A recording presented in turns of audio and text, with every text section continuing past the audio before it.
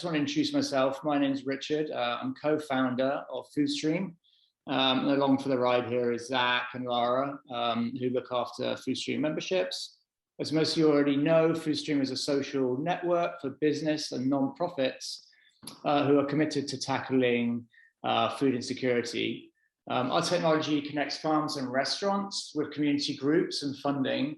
And by doing so, we aim to unlock many more food access points across the states. It's not uncanny that our platform is aligned to the Restaurant Resilience Program. However, as a disclaimer here, both FoodStream and the Department of Ags and Marks and the Department of Health are not in partnership. At most, we like to kind of call each other friends.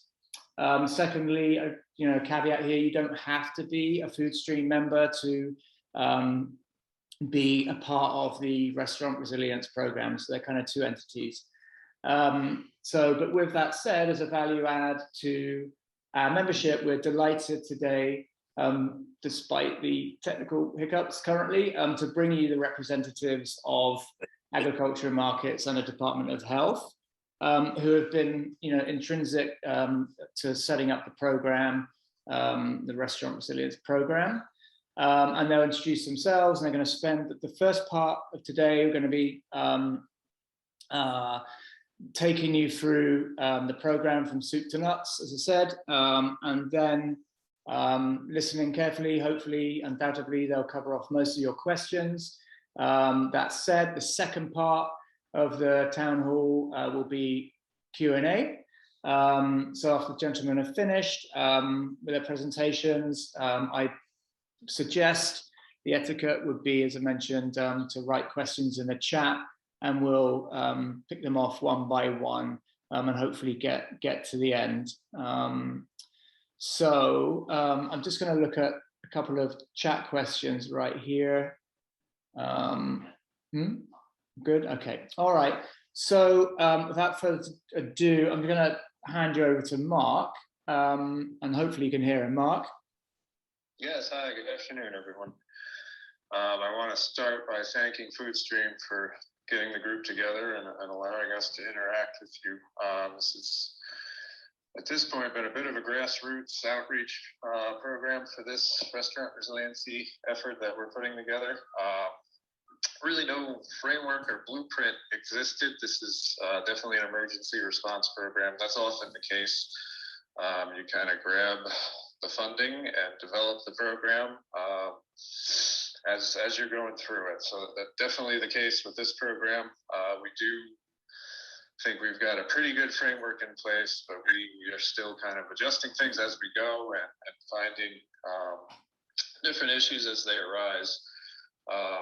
So we have the ability to adjust and improvise as we go through the program. But I'm going to lay out kind of the origins of the program, and then the basics of how it works, and then I think we'll get into a pretty good question and answer session the remaining amount of time. So the Restaurant Resiliency Program was developed in response to what New York requested restaurants assist us with in order to keep as many New Yorkers safe as possible. And oftentimes that greatly disrupted a restaurant's business. So we were cognizant of that. An assemblyman in New York City actually put the framework for this program together, and it's housed within the enacted budget from last year. And the intent was to get restaurants some revenue any way we could, and to also feed New Yorkers in need, which there continues to be no shortage of that as we progress through this pandemic. So what we developed, I don't know, there may be some folks on the call that are familiar with the Nourish New York program. The Nourish New York program was also an emergency response program that worked very closely with our regional food banks across New York State. They are phenomenal partners. They have a true passion for helping people. They, as I alluded to, emergency programs tend to kind of stumble at the start, but these folks they live in the emergency program world. So they are tremendous partners and have been incredibly helpful in the Nourish New York program, which sources product from New York State farmers to fill the inventories of the food banks and the food pantries and soup kitchens around the state. So we wanted to capitalize on that framework that was already in place, and work with those groups again to try and organize the endpoint distribution of the meals that the restaurants will be creating. So this program has set aside $25 million budget. And the way it works is that restaurants apply to the Department of Ag and Markets for admittance into the program. Once we've reviewed certain certain pieces, we look at your food safety history. We look at that all proper licensing are in place. We look at the restaurant's ability to create a nutritious, balanced meal based on my plate standards. We look at the willingness and ability to source New York State product. That's very important to us at Agriculture and Markets, obviously. We look at a few other details. We look at the cost of the meal you're proposing to see if it's reasonable and within our regional caps. And I'll say our regional caps are actually pretty generous. They are the United States General Services Administration per diem rate for dinner in each zip code where the meals are being delivered. So I think in New York City, that's a $38 threshold, which really generous and speaks to the emphasis of the program, which is to support restaurants in this tough time. So once we get the application, it's a web-based application. It's found on our website at Ag and Markets. We review it. We oftentimes reach out to the restaurant, have a little dialogue based on some of the information provided. And once we feel we're in a good place and the restaurant understands the goal of the program and has signaled the capacity to provide meals at a regular frequency to our partners, we admit them to the program, and they are provided in a list to our regional food banks and our emergency feeding partners. That list will very shortly, most likely early next week, be posted on our website as well, so that the emergency food providers across the state have the opportunity to reach out to these restaurants as well, and try and gather some meals or services from them. So the basic framework is that a restaurant and a emergency food provider will form a partnership and create an agreement. An example of that would be 200 meals, again, a nutritionally balanced meal. And there's flexibility within the meals. We look to have the opportunity to meet cultural needs, meet nutritional needs. There are, I believe, over 2,500 emergency food providers across the state. And each one serves a different constituency and has their own unique needs. So we wanted to allow the framework for restaurants and these soup kitchens, food pantries, et cetera, to develop a plan that really suits their constituency's need. And that's not always been an option for these folks in the past. So there's some good excitement on their end along those lines. So a plan would be submitted to Ag and Markets, and we would review the cost, the logistics of it, make sure that the meals going out are nutritious. We don't want, mozzarella sticks and hot dogs being one of the offerings. We also offer sourcing opportunities for New York State product in that initial conversation based on the meal being presented. Not a requirement, and that's, I guess, important to mention. There is no threshold in these meals of what needs to contain New York State product, but we want to make sure that you folks as restaurateurs or partners in the program know what's available, and we do our best to provide both producers and aggregators, distributors that have product that you're looking for to create these meals and support our New York producers. So we'll review that plan at Ag and Markets, and we'll sign off from the restaurant perspective that yes, we believe the restaurant has the capacity to do this. This looks like a great meal choice. The price points are in line. The packaging and all that has been arranged. So we'll send that over to the regional food bank, this plan, and they'll review it from the emergency food provider perspective. They'll take a look to see that that location has the capacity to distribute the amount of meals they're going to receive, has the capacity to store them properly if it won't be a same-day distribution, and things of that nature. Once the food bank signs off, we connect back with the restaurant, the emergency food provider, and tell them that they can go ahead with their plan and start producing and providing these meals. From the restaurant perspective, As soon as the meals are delivered, an invoice would just need to be signed by the emergency food provider that the meals were quality, they were safely handled, a few other checkpoints that they need to cover. And that signed invoice will be submitted to a regional food bank for payment within an absolute maximum of 45 days, though we imagine the turnaround time is a lot sooner than that. Key point though there, we encourage the restaurant as soon as they have a signed invoice to submit that to the regional food bank, and we'll be providing restaurants with the appropriate contact for the food bank in their region to get that invoice submitted. At that time, it's paid, and it sounds a whole lot simpler than I imagine it's going to be, but that's the framework we have and what we've laid out at this point. As I've said, we're kind of discovering things as we go. We're getting perspectives from different regions across the state on what works for them, what doesn't work for them. And we're allowed to be a bit nimble in this program because it is an emergency response. So we can make some adjustments as we go and have done that to this point. I'm kind of in the dark here because I wasn't able to join the Zoom. So I'm not sure if my associate from the Department of Health, Lewis Clark, is on. Lewis is on, yeah. Yeah, okay, fantastic. Excellent. So I'm going to pause and let Lewis fill in any of the gaps I have or add his own piece to that overview, and then I think we could probably get into some questions. Great, thank you very much, Mark. Zach? Lewis is on. All right, Lewis, take the floor, please.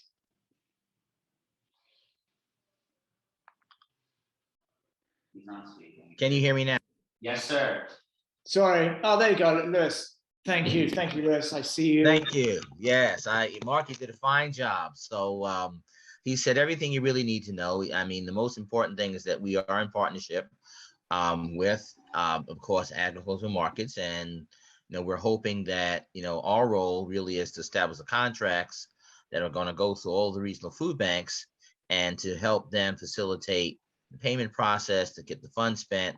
And we will provide assistance in terms of meal quality, any technical assistance agri markets may need on this to move this along. We are hoping that there'll be a proactive relationship between the restaurants, the food banks, and the food assistance programs that will benefit hopefully from the meals all along. And we know that probably most likely maybe the biggest learning curve here is really getting those connections between the restaurants, the food banks, and the organizations that are going to receive these meals in place, so all the logistics can be worked out. And I think we are still working on some of that as we sort of unfold this process. On our end, we are very close to having the contracts on the street. So we have a little delay in being able to effectively say yes, everything can flow, but we certainly want to make sure through this meeting and other meetings that it's understood that we are moving full speed ahead, and we fully expect that we're going to be able to facilitate the flow of money, and we're hoping that everyone will begin very proactive actions and relationships so that we can hit the ground running as quickly as possible. Any burning questions that came to mind that you think I may have missed and Mark may have missed, and we can just throw that out there now. Yeah, so Lewis, what I proposed at the beginning, because there's so many, we've got 68 participants, is that we get those questions in the chat, Okay. and we call them out. I think it might be an easier way to organize this. Okay. The first is Yvette. Okay. Are you going to put Yvette? Okay, Yvette. We're just going to. There you go. You unmuted. Your question, please. Oh, I thought you guys were going to read it. I'm sorry. That's okay. I had a lot of questions. I'm one of the first restaurants in East Harlem to get chosen. And so I reached out to a couple of people. And so I like to teach, I like to tell the people that say I know and not I think. So one of the things that we had discussed or in another meeting was how many restaurants a CBO can get in conjunction with and back and forth. Because when I called, one such place did 200 meals and they service their constituents only once a week. So with that, I was like, oh, wow, maybe I can do other days, because I did do World Central Kitchen. I did 250 meals a day for 6 days. So in that aspect, I know how to put together a big catering job. With that said, World Central Kitchen went and gave us guidelines of, we want 4 ounces, 6 ounces. So they had already had their edible portions. When you guys say go on my plate, right? So now I'm looking at your portion size. So I gotta know how to give you your cost, if it's EP or AP. They gave us the guidelines. So in your guidelines, we just go and say, all right, an elderly lady needs 2 ounces of this or 2 ounces of that, because I was actually looking at how much the portion size you guys had versus World Central Kitchen. Obviously, you are the people that mandate, you know, the plate or whatever you call the pyramid, and we want to follow your rules. With that said, when we go and we talk to these people and we do our negotiations, is it going to be with the menu that we submitted to you? And if the menu changes during the time that we do this, so for instance, when I did this application, I put pan roasted salmon with mashed potatoes and spinach. So if I go to this person, am I expected to make that meal, or do I resubmit that first Excel spreadsheet that I sent to you, where it said food costing, the plating, the delivery, and stuff like that? I got a lot of questions.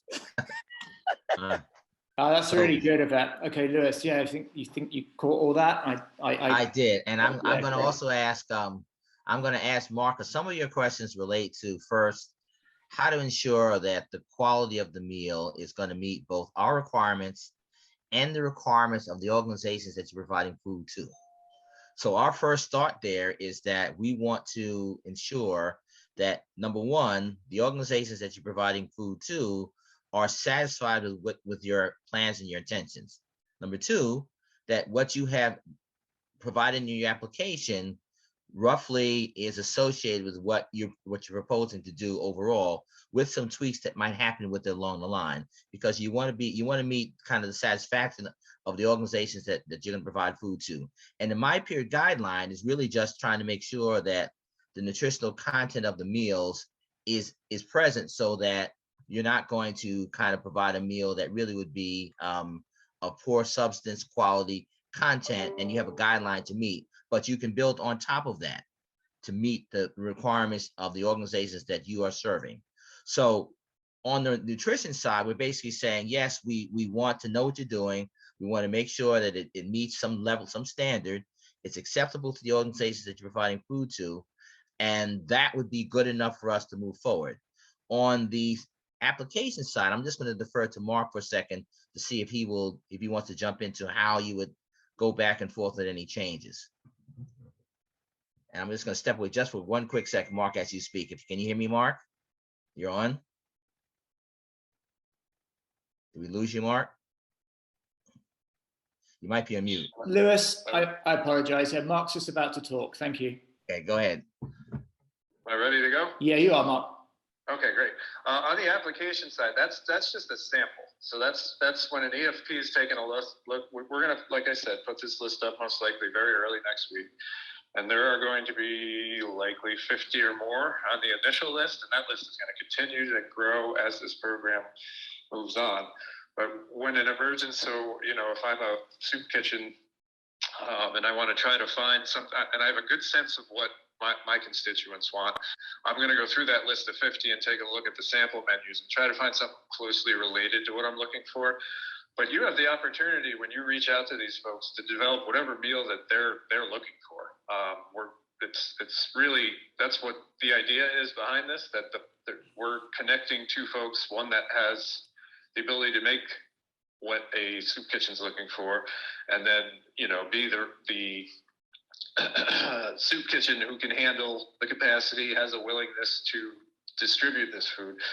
So I'm kind of going in circles here, but the application piece was just a sample. When we approve a restaurant, we send out a template, and that's the one that needs to be agreed to by the emergency food provider and the restaurant. And that's the actual meal that's going to be delivered and the actual meal that we're going to just take a look at. And my plate is a guideline, and we're using it as a guideline piece. It's not a strict, hard and fast rule from our perspective, but it does give folks a kind of an idea of where to go with the meals, and it gives us an idea of what a balanced meal looks like when we're reviewing these plans. Yeah, and of that, sorry, I think what you're referring to is the like the 4 ounces of protein, 4 ounces of vegetables, 4 ounces of starch, 4 to 6 ounces of protein. Correct, right, and those are guidelines. We understand that each emergency food provider is going to have unique needs. They're going to have, whether it's a nutritional need they would like to see filled or a cultural need they would like to see filled, and it allows for folks to kind of stray from the strict 4 ounces of this, 2 ounces of that, as long as it kind of follows that guideline of a balanced, nutritious meal. I get that. So what if because I also gave you a monetary amount. So if they come back and say, because I'm okay with doing vegan, dietary, I'm okay with doing all that. We're all fresh ingredients here anyway, so I have no problem with that. It's more of, again, the guidelines. So if I go, and like I said, I already submitted a sample and I understand the word guidelines. You already know where my price point is. So obviously I'm not going to go and give them filet mignon, but if their menu request is more than what we submitted monetary, we have to submit that. Yes. I mean, obviously it can't go past your guidelines. So again, the meal you submitted on your application is just a sample. You have the ability to adjust the price to suit the needs of what your partner is looking for. And as long as they agree on that price, when the plan, they have to sign off on that meal plan as well. So that signals that they're okay with that price. So if you put your sample meal as $18 and discussing it, you realize you need kosher chicken, and sourcing kosher chicken is that much more. If you submit a plan to us for $22 a meal that the emergency food provider is okay with and signs off on, then that's just fine. That initial sample menu that you provide is not an amount you're locked into through the program. Right, but it can't supersede what you have online, which is 18 for lunch and 36 for dinner. Right, exactly. It can't exceed that exact cap of $36 per meal. That doesn't include delivery, right? Because everything was. That does need, and I'm sorry. That's why we were able to get such a generous meal allowance, because it needs to include packaging and delivery as well. Everything, yeah. Okay, so the $36 does include delivery and packaging. Yes. Everything. All right, cool. It just looked like you wanted it separate. But yeah, I think on the application to get a sense of what it would cost. So. Again, just a guideline for EFPs looking for a partner, but you have full flexibility to make adjustments as you get into these real world situations and actually developing a plan that's going to go into play. We can have more than one CBO. You do have one? I reached out to one. They said that they only provide meals once a week for 200 people. I said that our store handled World Central Kitchen 250 for 6 days. Sure. So I'm asking, can we get another CBO that we can, they want Wednesday, can we do Monday and Thursday with another one? Yes, absolutely. The only threshold in place is that one single restaurant entity can't obtain more than 5% of the total regional allocation. So for New York City, it's close. It's a little under $10 million. So you have the ability to work with as many partners as you want until you reach that threshold of 5% of $10 million. Which is 217 per restaurant. 500. Let's just be straight. I don't, what you just said, I didn't understand. Which is the 217, that's the average that you're saying, yes? It's close to $500,000 as the point where we would not allow you to formulate any more plans. So it's a financial cap of that. It's not a meal cap. So I want another financial cap. If the financial cap is 217 and each and each restaurant can reach it, let's just say without any obstacles, then I can actually work with the CBO and say, hey, listen, I can give you this many for this many days, or whatever, however makes whoever happy. But I just want to know what cap do I reach? You know what I'm saying? Because what if I reach somebody who does 6 days a week and 250 meals? How long can I service that person for? So it's not a meal cap, it's a money cap. And so once you have submitted program plans totaling, I am pulling up the award amount. More on that. So you reach $500,000, Yvette. Yeah, exactly. It's about 500. That once you have submitted meal plans totaling $500,000, that's when you're done. We will no longer accept any further meal plans at that point. Junior, do you want to step in? Good afternoon, Rich, and everyone else in here. I have a double feedback because we have our general manager, also Jasmine, up there. Can you lower that down, please? Thank you, Jas. First of all, thank you for putting this together. We are a restaurant group out of the South Bronx.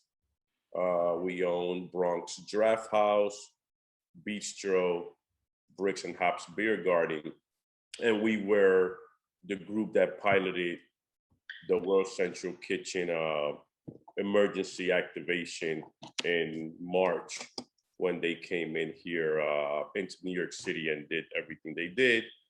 And we know how difficult it is specifically for restaurants to obtain all the information. A lot of us are very small restaurants that don't have multiple departments of back offices and a designated person to go and obtain all this information and all these guidelines that are happening very quickly, obviously for us.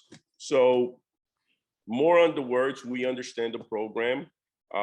We are excited about it, Rich, and we can't wait until more of these CBOs and food pantries get all the information they need, because what it seems like it's that it's still being put together on their side, as we have a good relationship with a lot of them, and it seems that they don't have the exact information and guidelines at hand of how the program will work on their end and how to move through that process to become a partner with restaurants.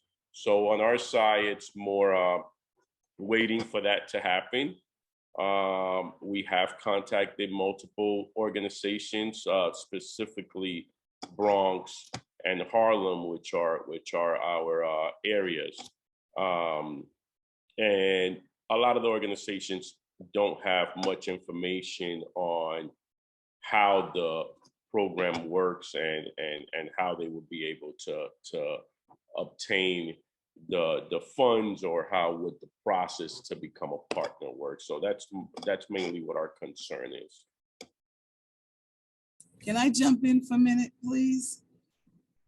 My name is Sonia Harvey, and I'm looking at your chat, and a couple of people have the same questions that I have. And I think Junior just touched on it.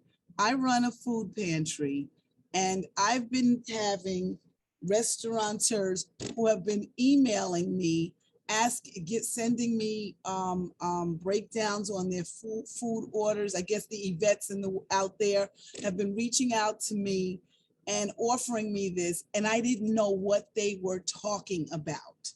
So I recently received a letter that said something about this FoodStream Network, and I noticed that Food Bank NYC, whom I am affiliated, working with, was listed as a recipient or a middleman. I don't know what they're doing, but when I went to my coordinator and asked her what this was, she had no idea either. So myself and a couple of people that I'm looking in the chat are asking the same question about what are we supposed to get a monetary allocation to our food banks so that we can have a liaison with one or two restaurants, whatever it is we do, whatever our food bank, our pantry does? And if so, when is that supposed to happen? Because I don't know what I'm supposed to be doing at my end. Thank you, Sonia. Mark? Sure. So we had experience, as I said, this is an emergency program and it's been administered in an emergency fashion. We had a funding holdup on the back end that kind of prevented us from fully engaging with the food banks because we weren't able to present them with work plans and contracts to this point. That has been since cleared up, and it is now our #1 priority to develop outreach information to engage the emergency food partners and provide the food banks with some follow-up information that they can distribute out to their networks as well. We've had conversations with the food banks for about 3 weeks now, so they're fairly aware of the program, fairly aware of the process. They've started to develop their own kind of regional approaches to things. We just couldn't allow these plans to move forward to this point because the funding wasn't in place yet, so we did not want a restaurant to incur an expense, start creating meals, even hire staff or start to purchase supplies without fully aware that the contract funding is in place. As I said, that moved as quickly as it could have, and we have that as of this morning. I believe we're able to start moving forward early next week with contracting with the food banks, and that's going to amp up outreach to this emergency food provider network. We wanted to start with the restaurants and see what the response was, because without a good supply of restaurants in this program, it's not going to work. So we've been doing background application approval. We've been having several discussions with the New York restaurant industry, other industry partners. We've been having conversations like this where a group, a CBO that has a network of restaurants that do this type of work will put a call together. This is, I think, the largest we've done, so this is wonderful. But we have been fully engaged with restaurants the first 3 weeks of this program. That will shift dramatically starting tomorrow and really pick up Monday, where we're going to start to do outreach to emergency food providers, make ourselves available to answer any questions they have, put out the framework for them, give them the resources they need so that they understand the program. But I understand that didn't go as well as it could have, but there was a good reason behind it. We couldn't really approve restaurant plans at this point. But now we're through those weeds and really excited to start engaging with the soup kitchens, food pantries, food banks out there to get them a good awareness, let them know where the resources lie, point them to partners that we've already approved, and really pick the program up. Mm-hmm. And yeah, and just to echo that, Mark, it's probably the better way around, as you say, just to sort of give the restaurants a bit of a head start so they can start, figuring out their menus and getting into that mindset before they start getting contacted by the emergency food providers. But yeah, I think it's better this way than the other. So that's fortunate. Does that mean I don't belong? Yeah, I'll say we have gotten about 90 restaurant applications. Rich,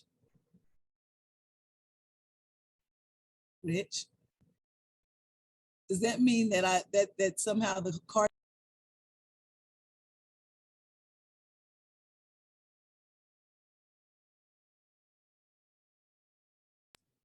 Rich, that's Sonia again. I'm asking, does that mean that somehow the cart was put before the horse and I was invited to a meeting that I didn't belong in, as I am an emergency food provider? I'm not a restaurant. You have no sound. You're muted, Rich.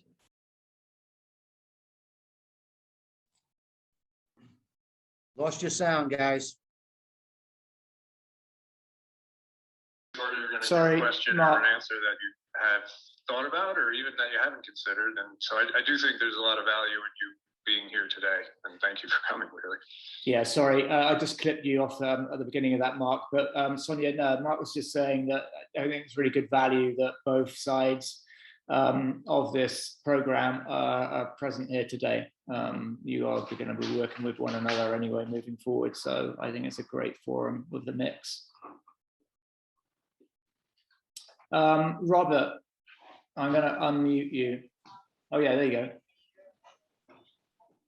Thank you. How are you, everybody? I'm Assemblymember Robert Rodriguez. I just wanted to say hello, and also I'll make sure that my Chief of Staff, Erica, puts the information in the chat. You know, this has kind of been my brainchild since we introduced this in the budget in April, and many of it has happened because of the work that all of you guys did, and basically saying this World Central Kitchen thing worked, so find a way to keep it going.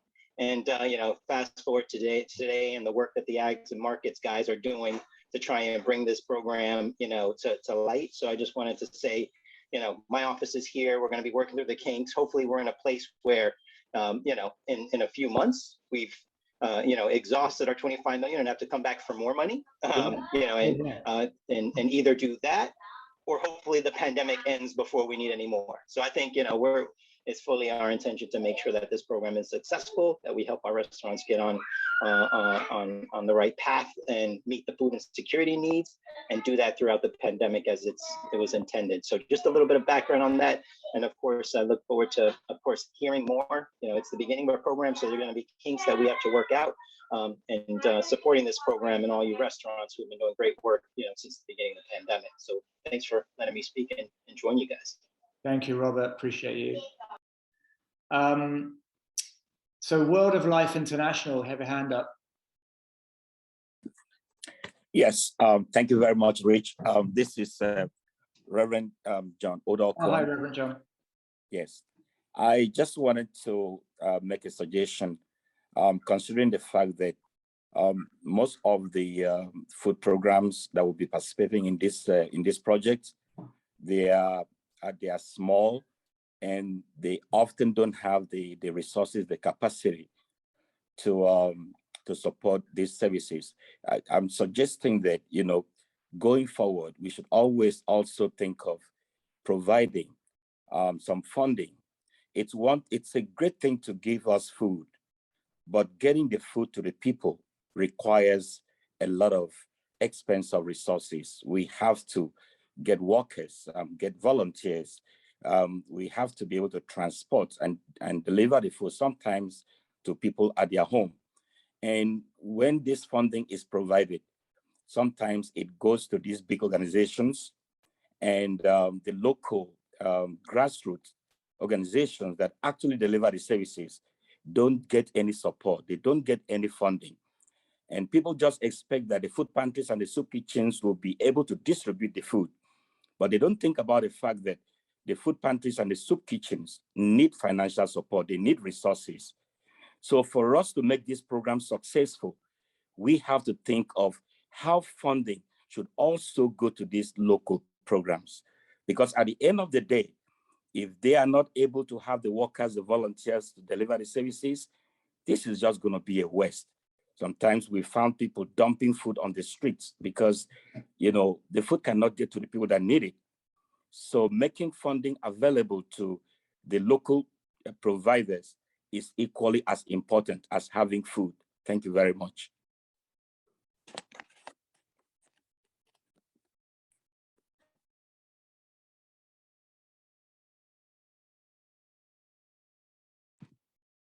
Unmute yourself, Rich.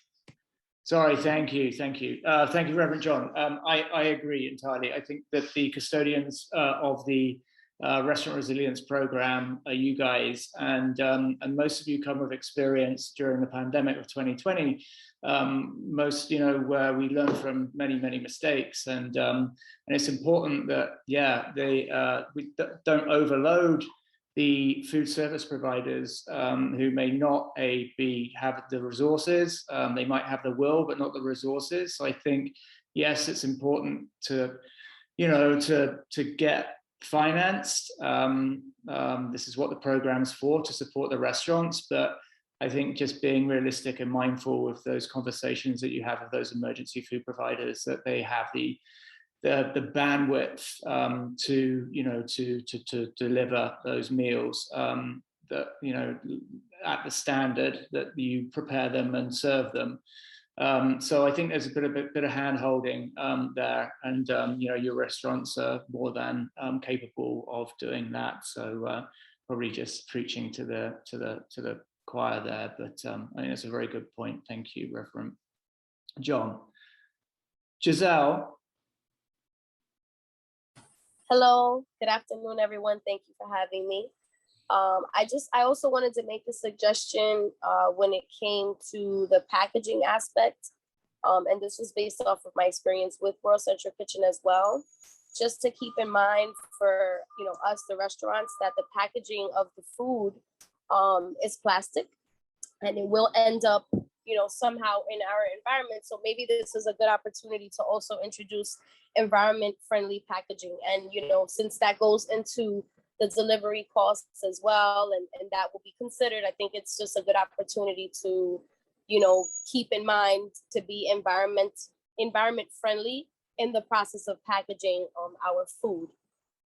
Thank you so much. Thank you, Giselle. Belkis, have I said your name wrong? Sorry. No, that's correct. Thank you.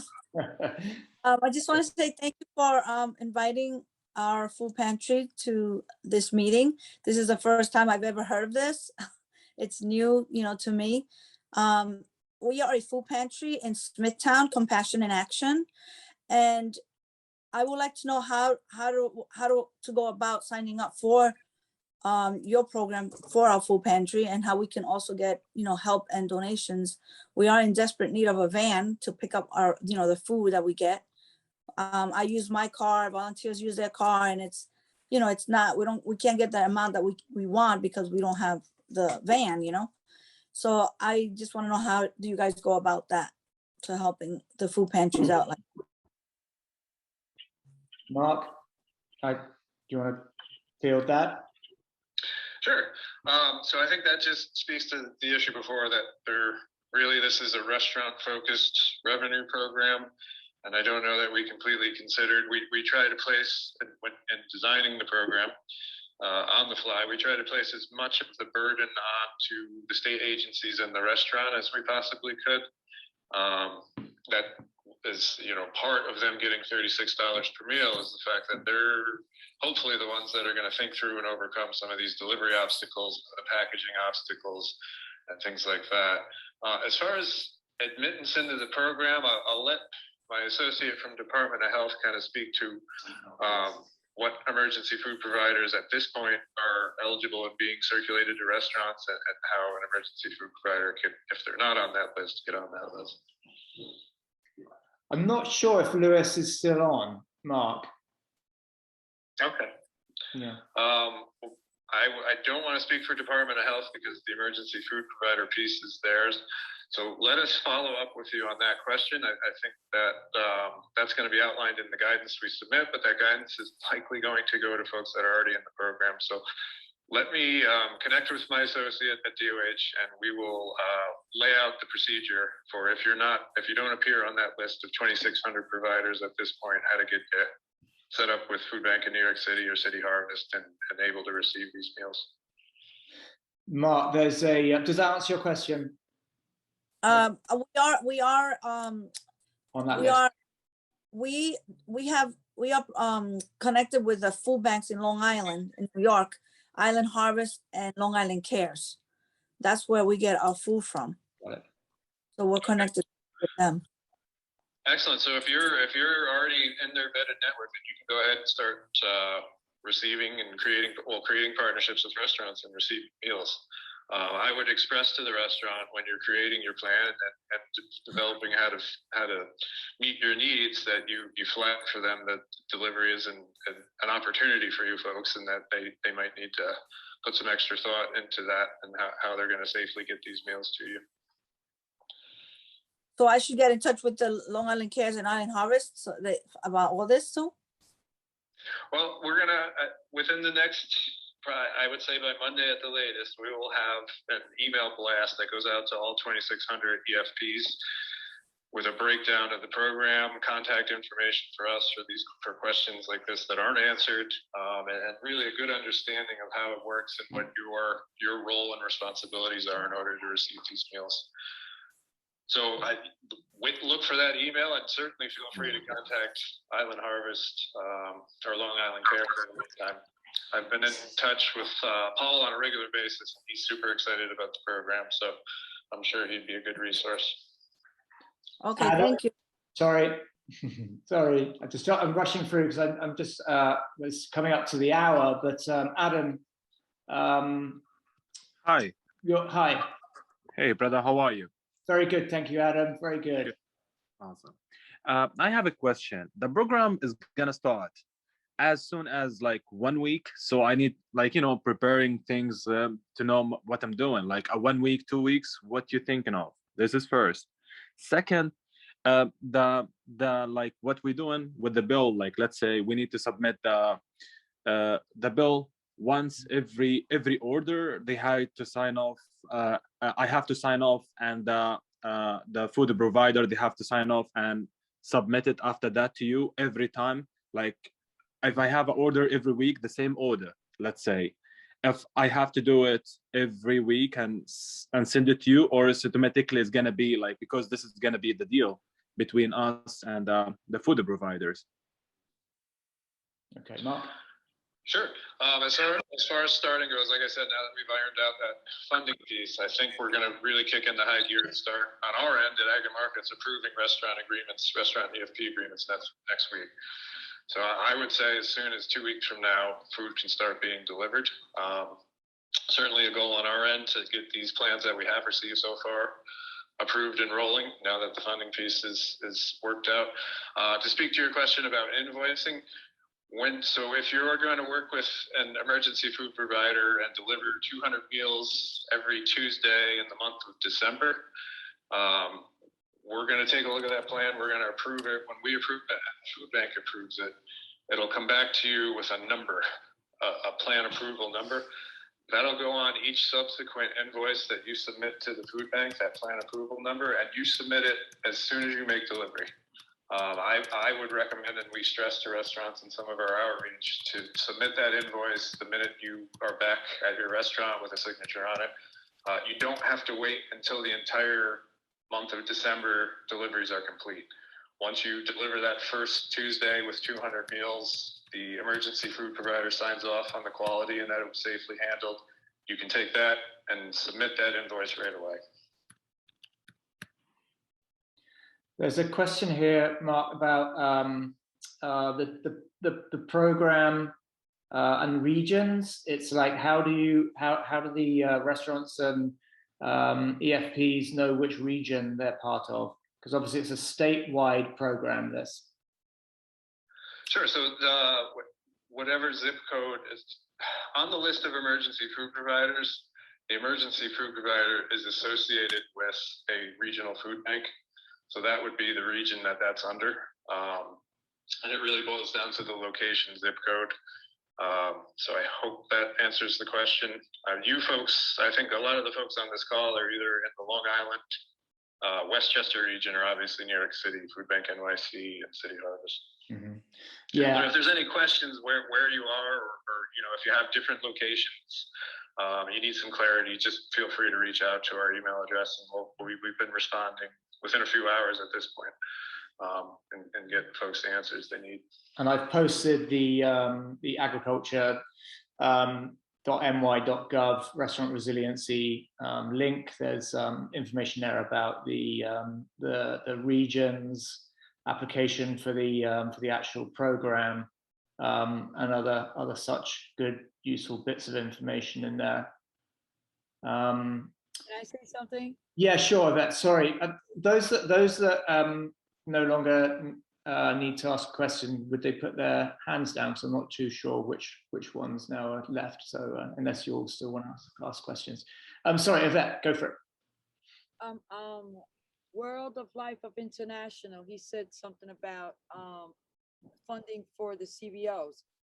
I read through what you have. I don't know if it's you or what they gave me in the letter, and what I understood, the CBOs get an administrative cost in order to do whatever they have to do in there. We get whatever, but there's an administrative cost that said it would go to the CBOs. Okay, Mark, can you answer that? There's administrative cost available to the regional food banks for administering the funds, helping with the accounting, and offering some technical support to emergency food providers that would need that. As far as the emergency food providers themselves, the benefit they get out of this is the delivery of meals. We unfortunately do not have a cutout in there to provide administration to those folks. And like I said earlier, I think it's a great point. And I think we're all considering this a pilot and certainly learning every single day of it. So I think that could be something that if, to Assemblyman Rodriguez's point, if this is going to continue, that would be something that we would suggest be baked into a permanent program. So on the invoices, do you want us to take temperatures? Because part of the delivery is to take the temperature before and after. So when the person signs off on the invoice, they know that they're getting something that's a temperature. So if it's 140, they would need 2 hours to consume or do whatever they have to do with that food. So by them signing off on the invoice, can we also put the temperature on there so that we can be free of 2 birds with 1 stone? Yeah, no, absolutely. Absolutely. And the restaurants are instructed to temp once they get on site too. And so that is a procedure that you can partner with them on to make sure that everything's all set there. Mm-hmm. Yeah, it's just due diligence, isn't it? And to try and limit your risk and liability there. Now, Miss Ulufunke, and sorry if I pronounced your name wrong. Hello, good afternoon. Thank you so much for this opportunity. And I've been listening in. I'm from Christ Apostolic Church, Goke Food Pantry. And truly, as the other food pantries have mentioned, we were notified about this grant through one of the restaurants. So we have many questions, some of which has been answered during this meeting. But we have one question, because when we heard about this, we thought about the homebound people in need, people that are unable to come out to the pantries to get the food. So we were thinking that will the restaurants be able to deliver at home once we get the information of our clients and their address and the menu items they want? Can the meals be delivered directly to the homes of the clients? It's a great question. That is not something that we would object to, but I don't know that a lot of restaurants would have that capacity. So if that is something that a restaurant is willing to do and is communicated in a plan, that's certainly not something Ag and Markets would stand in the way of. Great answer. I can't guarantee that there would be a ready supply of restaurants that have that capacity, but there will certainly be a robust list of restaurants, so there certainly could be a few folks on there willing to do that. Martha? The only way that you can do that is with the third-party app. Right now, if anybody orders off of my website, it gets charged $4.95 flat fee. Yeah. So why can't the restaurant pick up that fee on the delivery when they go and they give you the cost of goods and all that and say, this is my delivery fee, $4.95 per plate? Is that allowable? Yeah, no, as I said, we're certainly open to arrangements like that as long as there's a willing restaurant partner. I think there'd be a little bit of a logistical lift on the restaurants and trying to handle that. But if you find a willing partner, we're not going to stand in the way of that arrangement. That would be wonderful. We might actually advertise that arrangement for other folks willing to or looking for that. So I don't see anything wrong with that, because if the food gets there too cold, then they would have to pay, not us, the delivery app, that the food got there cold. So I think that's a win-win. 100% with you on that. I think that there's a generous enough balance there in that $36 per meal that's something that could be certainly feasible. Martha?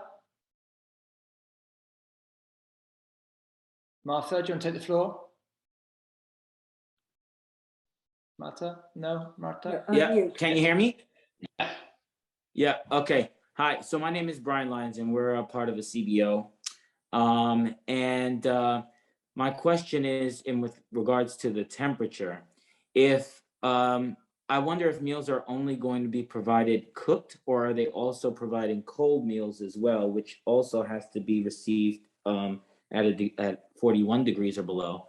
So if they have like ready to eat foods, which are not going to be reheated, how can we then, I just wonder, are there going to be hot meals and cold meals, or are they just all strictly cooked meals? No, it all depends on the capacity of the emergency food provider. If you folks have the ability to keep meals, say a restaurant delivers 200 meals at 11 o'clock and you have the ability to keep those meals warm for 4 hours while you're distributing them, then absolutely you can have hot meals ready to go. If you have cold storage available at your facility, then and you want to take in the meals delivered under 40 degrees and have them available through the weekend, then that's an opportunity as well. It all depends. That's why we tried very hard not to put too many rules into the program, because there are so many variables working with 2,600 EFPs and potentially 50,000 restaurant locations in New York State, that we wanted to kind of leave it to the partnership to decide what works best and what they can safely do for their constituents. Yeah, I don't know. I'm a little leery about it, only because, see, if we leave it open-ended like that and you get food, say you have food that's cooked to 165 degrees and then it's delivered. During transport, the restaurant will have to either ensure that they can keep this food held at 140 degrees before it reaches our facility, in which case we would have to maintain that 140 degree temperature. If it, for any reason, went under that temperature, we'd have to reheat to 165 degrees. If we didn't, our at-risk public would be putting in danger. We wouldn't be helping them at all. Yeah, 2 hours to use it. After it leaves your facility at 140 degrees, you have a certain amount of time for it to reach its destination. So that facility would have to dispense that food within those 2 hours. That's the agreement that you would have with those people, and say, this is what I can bring you at this degrees. What time do you want it for? Are your people already lined up? That's the agreement that you have with them, because I had no problem delivering with World Central Kitchen. The only thing here is that you got to do this. Right. World Central Kitchen, we didn't have to do that. No. Right. See, we do that regardless, because we're serving an at-risk public all the time. So we have mandates by the DOH to make sure that our food is always held at the right temperature and always cooked to the right temperature. My guess is, if you guys deliver food and it's for any reason delivered under 140 degrees, what do we do then? Use it. Mark? Use it. You can't. That's illegal. So refuse it. But Mark, please. Right, okay. Right. So that's why, exactly. And that's why we will not pay an invoice out without an emergency food provider signing off that the food was not only quality, but safe, and more importantly, safely handled, and that you did receive it at that 140 degrees. Okay. So the restaurant is taking a bit of a risk there. Yeah. Be confident that they can safely handle this food, and they attest to that in the application process. It's, I think, 60 to 70% of our terms and conditions revolve around food handling. Mark, I'm cognizant of your time. I know we started a bit late. Are you all right for another few minutes? Sure, absolutely. Felicia? Yeah, good afternoon, everyone. Good afternoon. It is a great privilege to be on this platform today. My name is Felicia Udokon from Word of Life. Yeah, I want to say this, that the food pantries and soup kitchens are the frontline workers. They have boots on the ground. On Word of Life, here in Word of Life, we do deliver dry food to homes. And I believe it is good to reconsider what Reverend John said earlier, funding to be provided to the CBOs. Thank you.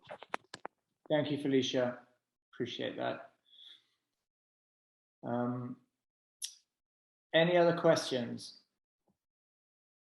Yes, just wondering, is it too late to apply, or can applications be submitted now?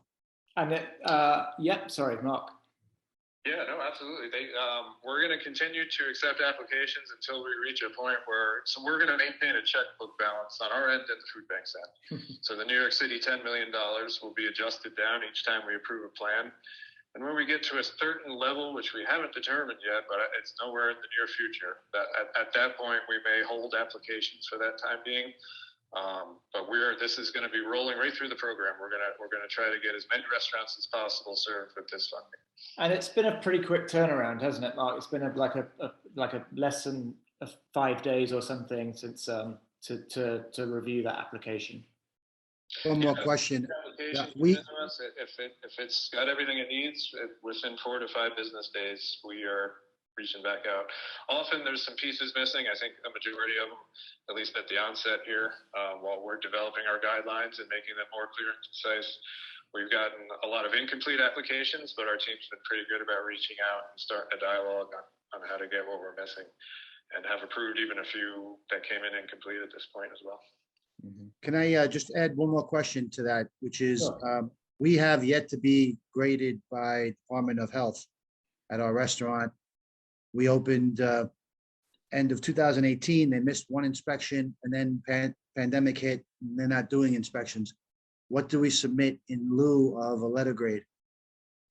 So we'll reach out and have a conversation with you folks and try to get just your written food safety procedures and policies in place. Something in writing that shows us that you're aware and cognizant of the requirements and the importance of those requirements, and that can serve in lieu of an actual health inspection if that hasn't happened yet. Does the food safety handling certificate work to that end? Yes, something like a serve safe or something like that. That definitely makes the conversation a whole lot easier. Thank you. And Mark, how long does I guess this depends on how quickly the grant goes down, but how long is the program supposedly run for? The hard end is the end of the state fiscal year, which is March 31st of 2022. But we're, as I said, monitoring that funding, and I think certain regions, maybe not New York City with $10 million, but something like the Southern Tier with a little less than $1 million might burn through that a little sooner than 331. Okay. Well, I mean, it looks like everybody. I know there's some hands up, but I think you guys have all asked your questions. So with that. Going on. With that, I thank you so much, Mark. This has been great. Such a good platform. And I thank everybody for turning up and answering questions. I hope it's been useful. Mark, there's an email, isn't there? An email address to answer any further questions and things. Should we direct them to that? Yeah, it's right on our webpage. It's restaurantresiliency.information@agriculture.ny.gov, and that is hopefully something Rich can distribute too. We'll get that over to him, and then, along with some other guideline documents as well, as a kind of a follow-up to this call. So please continue to ask us as many questions as you need, because it's helpful to us to kind of see where some of these stumbling points are that we hadn't considered. We have a great team that has come on just for this program and is really excited about it, especially going into the holiday season. So please keep the questions coming, because it helps us. Thank you. Was there something else? Someone said something? Yeah, I was gonna say you could put that email into the chat. I think everyone's got access to the chat. May make it easier. Yeah, I think Zach's it's quite a long one. Can Mark say it again? Mark, can you say it again a bit slower? Sure. It's actually on the thing. I can probably copy and paste it. It's on the web page, right? It is. It is. Yeah, I got it. I got it. Restaurant. I got it. You okay? Yeah, I got it. Thank you. Sorry. There it is. It's a punchy email address. Okay. All right. Everyone got that? And yeah, we'll follow up obviously by email and give you all the links again. But the invites to this forum, all the links are in those emails too. So just go to your box and find those. Okay. All right. Thank you so much, everybody. Have a great rest of the day. Enjoy your weekends. Absolute pleasure seeing all your lovely faces. And thank you, Mark. Thank you, everyone. Bye-bye. Have a good day, everyone. Thank you. Thank you. Thanks, Jazz. Bye. Thank you. Thank you.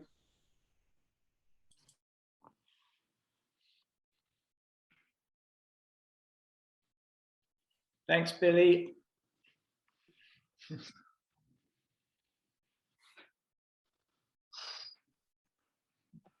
I'll end. I'm ending out.